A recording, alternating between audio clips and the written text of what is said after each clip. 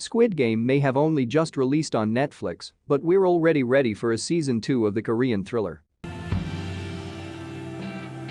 Squid Game is one of the best original series to come to Netflix in a long time. The story of a deadly competition in which 456 people try to win $45.6 billion, $39 million, in a series of life-or-death children's games, the class parable is as devastating to watch as it is addicting, and, should it do well, there's a chance Netflix could greenlight another season of the Korean drama. 아빠도 사랑해. While there has been no official word yet on if a second season will happen, given Netflix's growing presence and investment in Korea, it's a definite possibility, especially given the possible continuing story setups teased in season 1. Here are a few directions a Squid Game season 2 could go. International edition. In episode 7, VIPS, we learn that the game we have been watching is not the only one of its kind. One of the men who comes to watch the competition in person mentions that the game in Korea is the best this year, implying that the games are happening all over the world. If Netflix wanted to produce another season of Squid Game, an interesting angle would be to take us to a Squid Game in another country. Season 1 is a Korean production through and through, and its storytelling is based in the country's culture. If the series creator were up for it, it could be interesting to see the same framework critiquing modern capitalism applied to a different country and culture to tell the story in a new, yet interlocking way. Squid Game Season 2. The period piece. We know from Hwang Joon-ho's investigations into the Squid Game that the global gambling ring has been going on for decades, at least as far back as 1988. Should Season 2 continue, it could be interesting to see a Squid Game story set not in another country, but in the past.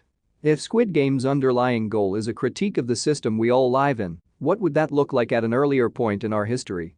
And how might Oh Il-nam, revealed to be one of the masterminds behind the game, come into play? 예, 말씀하세요. In the future, hear me out, Squid Game, but in space.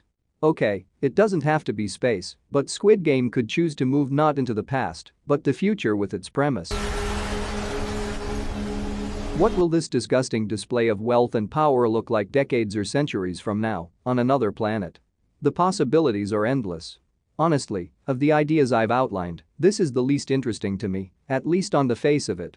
As I mentioned in my review of the first season, one of the narrative elements that sets Squid Game apart from other examples of this subgenre is the fact that it is not set in some near-future dystopia, but in our present day. There are tons of examples of deadly competition stories set in a world that is developed from our own, and Squid Game would have to do a lot of work to do something new and interesting in that cultural space. A continuation of Gi-hun's story. If we do get another season of Squid Game, it could of course pick up where season 1 left off, with Gi-hun deciding not to board a plane to Los Angeles to see his daughter, but instead to seek vengeance against those who created Squid Game for sport. While the first season ties up most of the loose endings, this is a big one to leave hanging. That being said, it's hard to imagine what a second season starring Gi-hun would even look like.